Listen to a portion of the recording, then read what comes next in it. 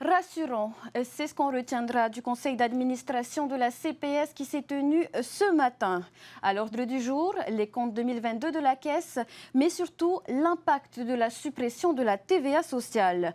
Un manque à gagner pris en charge sur le budget du pays, le pays qui s'appuie sur la dynamique économique et la création d'emplois pour l'équilibre de la protection sociale généralisée. Esther Cuneo et Naya Bennett se sont rendus sur place.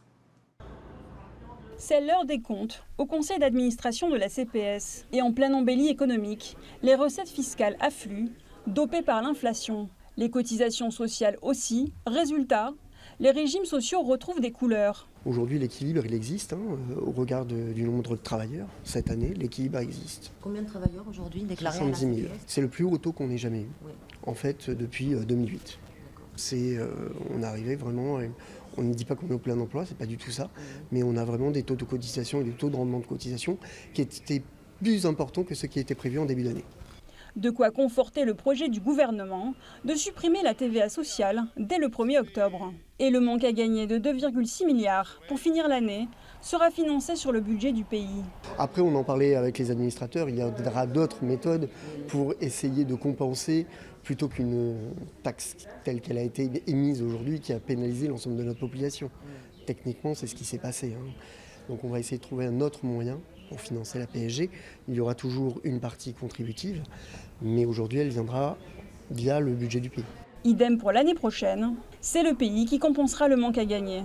Une annonce qui a forcément rassuré les administrateurs de la CPS. En conseil d'administration, les ministres vont confirmer la chose. Donc moi je ne peux que les croire et après vous allez demander au gouvernement et à l'Assemblée comment ils vont. Je pense que c'est de la fiscalité, je ne sais pas. Mais en tous les cas, ils nous ont assuré que la participation du pays serait assurée. Grosso modo, pour la PSG, 75% est pris en charge par les cotisations entre patrons et salariés. Et donc 25%, donc ces fameux 40 milliards, seront pris en compte par le gouvernement. Donc on sort un petit peu de ce conseil d'administration quelque peu rassuré, mais on attend les événements et les décisions qui seront prises.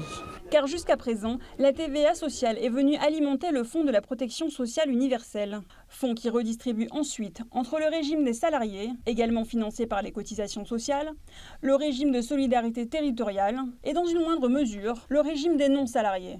Selon l'économiste Florent Vénère, d'autres pistes existent pour remplacer la TVA sociale. En tout état de cause, à dépenses égales, effectivement, il faudra trouver à combler le financement de la PSG par cette taxe ou une autre. Si on transforme ce point de TVA sociale en un point de TVA normal, est-ce que les Polynésiens vont considérer que c'est dans la droite ligne des engagements politiques du gouvernement ? Une piste que le nouveau gouvernement a visiblement écartée.